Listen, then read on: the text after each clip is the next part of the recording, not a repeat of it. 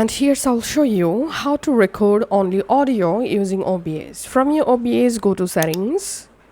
In settings, select output, and output mode select advanced, and here select recording, and here type select custom output.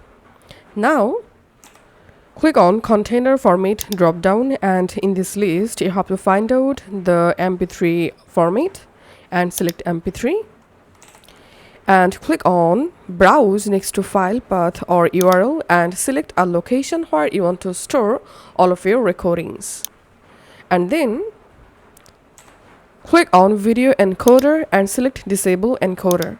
Now click on apply and click on OK. Now whenever you want to record, start your recording, just click on start recording, and this code will record only audio file. Let's stop recording and then going to file explorer and just navigating to the folder. So here we can see the audio. So that's how you can actually record only audio using OBS.